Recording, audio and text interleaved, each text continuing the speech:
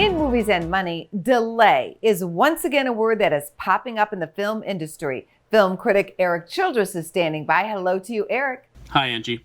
Here we go again. Erik, reports are surfacing that some studios are not yet comfortable with returning to theaters.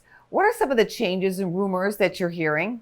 Yes, Angie, the big rumor at the moment is that MGM is once again considering moving the new James Bond film, No Time to Die, from its April 2nd slot back to sometime in the fall. Now, this would mark the third move for the film since the pandemic began, originally scheduled for an opening last April, then pushed into November just before Thanksgiving, and then to this April. I don't see them taking the chance and being the poster child of the rollout at the start of April, when I think most are hopeful that May will be the big return of the summer season, starting with Black Widow. But on the comic book side, Sony has moved the Jared Leto vampire superhero film Morbius from March into October, and I think it is reasonable to consider that other films in April may be looking for a safer haven as well. Streaming services are on the hunt to bring some of those delayed titles to the small screen. Can you tell us about some of the potential big deals in the works? Yes, and it was certainly one I did not expect. Chris McKay's The Tomorrow War, a sci-fi action film starring Chris Pratt, was scheduled to be released on Christmas Day from Paramount and then pushed back to July 23rd of this year. Now it seems like Paramount is continuing to have a bit of a fire sale.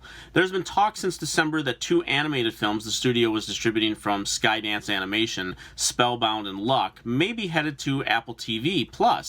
But before then, The Tomorrow War, which was screened over the weekend for a number of services, including Netflix and Hulu, may now be headed to Amazon, reportedly offering $200 million for it.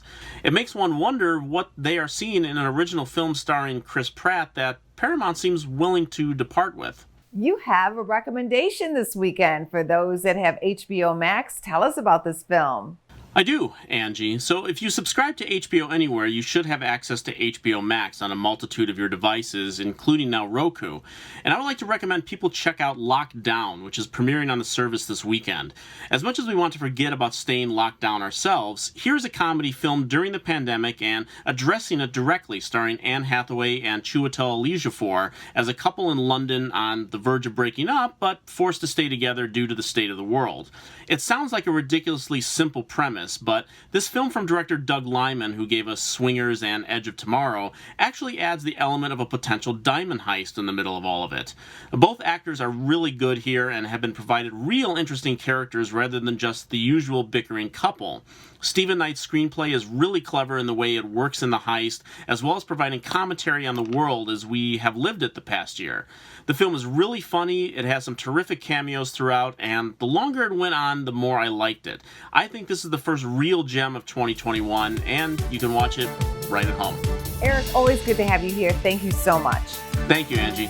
More Business First AM. Check us out on social media. We're on Facebook, YouTube, and Twitter. And go to businessfirstam.com for where to see our show on TV.